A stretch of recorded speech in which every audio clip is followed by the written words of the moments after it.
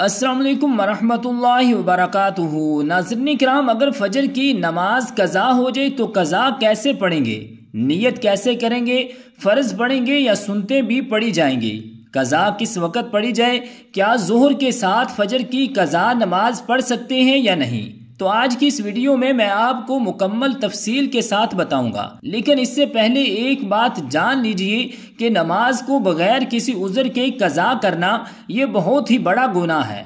आजकल बहुत सारे लोग रात को देर से सोते हैं और सुबह बगैर किसी उज़र के फजर की नमाज उनकी कज़ा हो जाती है।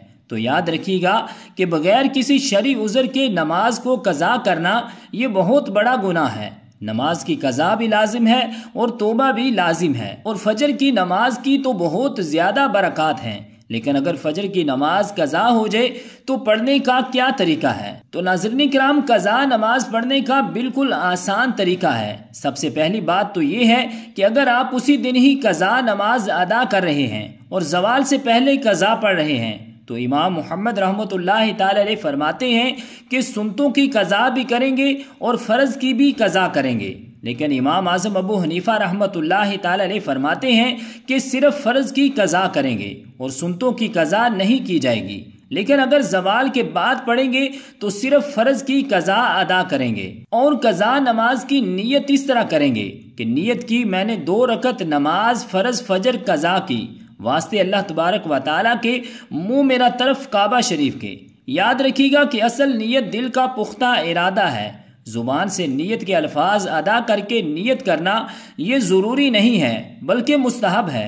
असल नीयत दिल का पुख्ता इरादा है। अगर आपने दिल में इरादा कर लिया तो इतना भी काफ़ी है।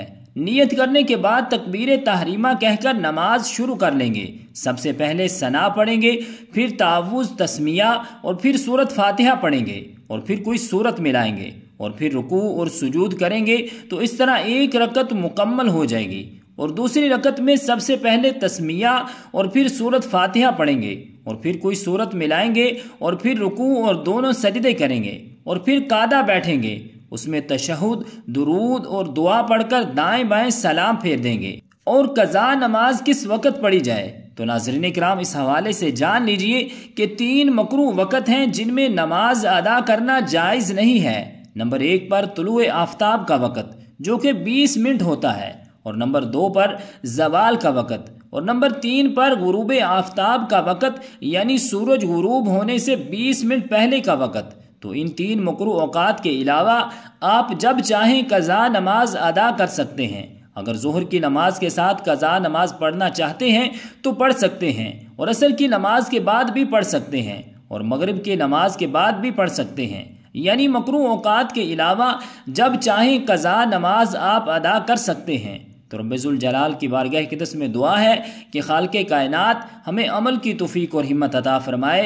आमीन। बिजाहिन नबीजिल करीमिल अमीन।